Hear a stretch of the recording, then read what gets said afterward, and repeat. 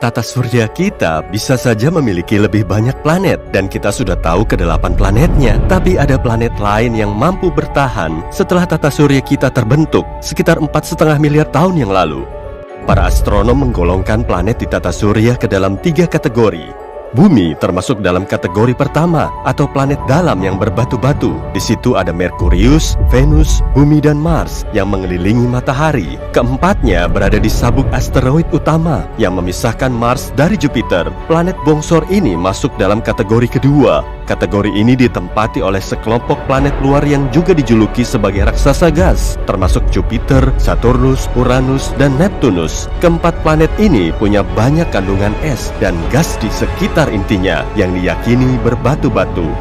Kategori ketiga terletak di luar area planet lokal kita, lebih tepatnya di luar Neptunus. Di situ terdapat planet Katai seperti Pluto, Eris, dan Sedna, serta banyak objek luar angkasa lain yang lebih kecil seperti komet. Tapi temuan baru menunjukkan kemungkinan besar ada planet yang masih tersembunyi di kegelapan. Selain planet Katai dan objek luar angkasa kecil, mungkin memang ada planet baru. Berdasarkan model yang dibuat oleh para ilmuwan, tepi tata surya kita pernah punya beberapa planet berbatu seukuran Mars atau Bumi. Lama-kelamaan, planet pengembara berbatu ini berinteraksi dengan medan gravitasi raksasa gas kita yang sangat kuat. Semua planetnya kemudian terpental ke orbit yang jauh hingga keluar dari lingkungan kita. Mungkin nggak ya kalau planet seukuran Mars ini masih tetap ada di luar sana? Para ilmuwan telah bikin simulasi untuk mempelajari kemungkinannya. Menurut 50% kejadian, planet ini akan terlontar keluar angkasa saat berinteraksi dengan gravitasi raksasa gas. 50% sisanya menunjukkan planet pengembara berada di dalam orbit yang juga diikuti sejumlah objek dari sabuk Kuiper. Berarti kita cuma perlu mencarinya. Para astronom telah menemukan planet yang paling terisolasi di alam semesta. Saat itu, mereka sedang nyari bintang Katai coklat di tempat jauh atau bintang gagal yang nggak bisa memancarkan cahaya sendiri karena kurang besar. Bintang yang dilahirkan sudah punya bobot berat sehingga gaya gravitasinya juga kuat. Lalu bintang ini tertarik oleh dirinya dan suhu di dalamnya terus naik hingga akhirnya bisa memancarkan cahaya sendiri.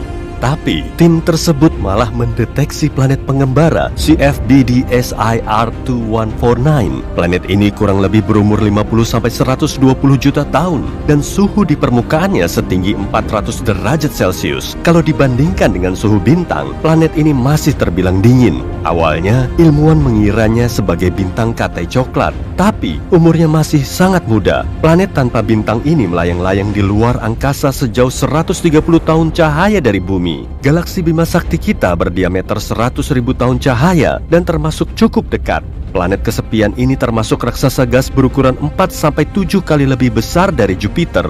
Planet ini kemungkinan telah terlempar dari tata suryanya sendiri karena pengaruh gravitasi atau masuk ke orbit planet lain. Bisa juga karena ia telah menjauh dari bintang induknya. Di tepi tata surya kita, jauh di luar Pluto, ada objek luar angkasa seukuran Pluto, tapi sedikit lebih dingin dan jauh lebih padat. Wujudnya mungkin berupa objek besar berbatu-batu yang diselimuti mantel sedingin es. Inilah planet Katai, Eris.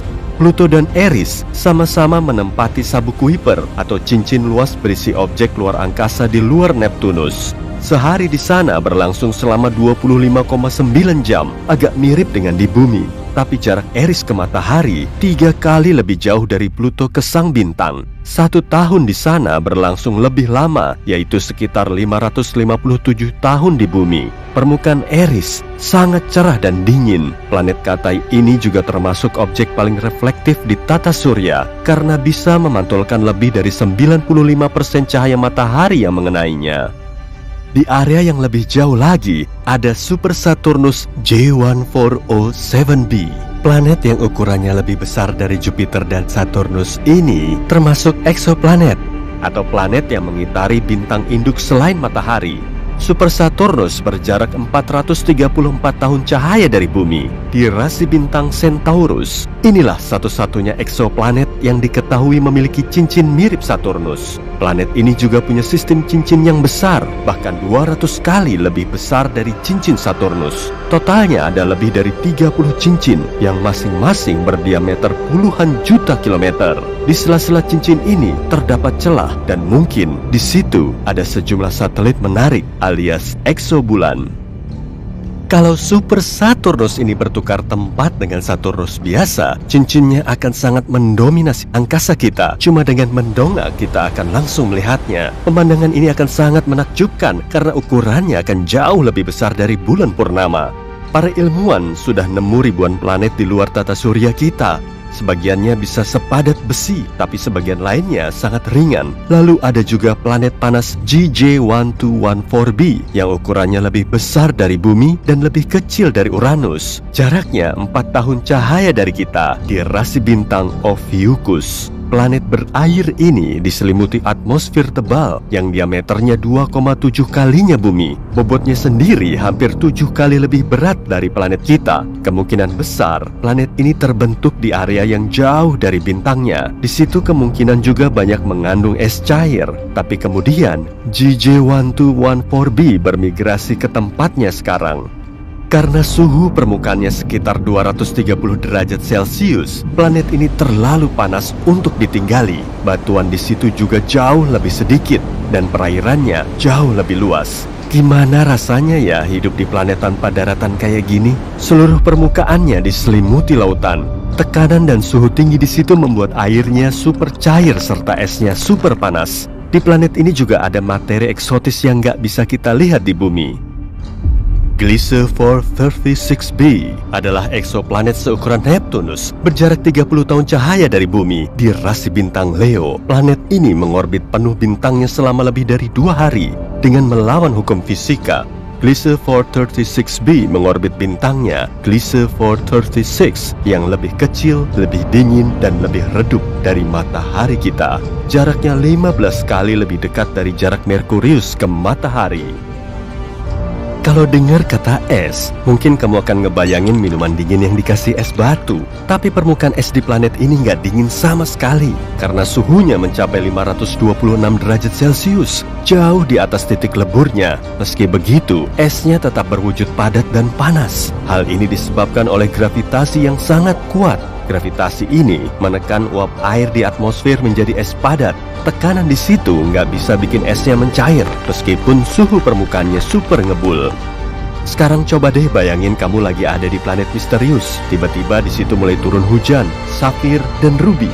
Eksoplanet jauh HATP7b adalah raksasa gas yang jaraknya 1000 tahun cahaya dari bumi, tepatnya di rasi bintang Cygnus. Planet ini 16 kali lebih besar dari bumi dan memiliki cuaca unik disertai badai kencang. Hujan di situ berupa ruby dan safir. Saat malam hari, atmosfernya dipenuhi korundum atau permata mineral yang terbuat dari bahan mirip safir dan ruby. Awan korundum bisa menciptakan pemandangan yang sangat cantik. Permukaan planet ini diterpa angin kencang yang sering berubah menjadi badai kuat, lalu menggerakkan banyak kumpalan awan ke seisi planet. Planet ini memang nggak bisa dihuni, tapi mungkin seru juga ya kalau ada yang datang ke sana kemudian ngambil beberapa bongkah permata. Cuacanya sangat ekstrim dan suhunya melebihi 2500 derajat Celcius. Venus aja yang menjadi planet terpanas di tata surya kita itu cuma bersuhu 475 derajat Celcius. Di hamparan ruang angkasa, kamu bisa melihat titik biru kecil dan cantik di antara kegelapan. Inilah eksoplanet HD 189733b yang terletak 63 tahun cahaya dari bumi, tepatnya di rasi bintang Vulpecula. Tapi planet ini jauh lebih panas dan lebih besar dari bumi, kira-kira seukuran Jupiter. Kala revolusinya selama 2,2 hari di bumi. Orbitnya sangat dekat. hingga posisi planet ini kemungkinan besar nggak bisa berubah. Akibatnya, cuma satu sisinya aja yang menghadap ke bintangnya, sama seperti bulan kita yang cuma nunjukin satu sisinya menuju bumi. Kondisi cuaca di situ sangat ekstrim. Anginnya bertiup hingga 8.700 km per jam atau 7 kali lipatnya kecepatan suara. Kalau di bumi, angin terkencangnya cuma sampai 370 km per jam. Tapi nggak cuma itu aja, tetes hujan di situ nggak berasal dari air, tapi dari kaca cair. Awannya terbuat dari silikat dan partikel atom. Keduanya merupakan elemen utama yang bikin planetnya berwarna biru kobalt. Jadi warnanya nggak dihasilkan dari lautan seperti bumi kita. Bumi pernah berwarna ungu, tapi kini sebagian besarnya berwarna hijau. Meski diamati dari luar angkasa, hijau yang kita lihat itu berasal dari fotosintesis saat tumbuhan mengubah energi matahari menjadi energi yang mereka butuhkan untuk hidup dan menghasilkan oksigen. Inti dari proses ini yang kemudian menghasilkan warna hijau pada tumbuhan adalah pigmen klorofil. Tapi dulu ada suatu molekul yang bernama retinal. Pigmen ini menyerap cahaya kuning dan hijau, lalu mengubahnya menjadi merah dan biru. Jadi bumi kita pernah kelihatan ungu. Ada juga planet pink GJ504b yang lokasinya sangat jauh di rasi bintang Virgo. Eksoplanet berukuran 4 kali lipatnya Jupiter ini baru terbentuk sekitar 160 juta tahun lalu. Bumi kita aja udah berumur 4,5 miliar tahun. Kalau kita datang ke planet ini, kita akan bisa ngelihat dunia cantik yang bersinar dari panas formasinya. Semua yang ada di sekitarmu akan berwarna magenta.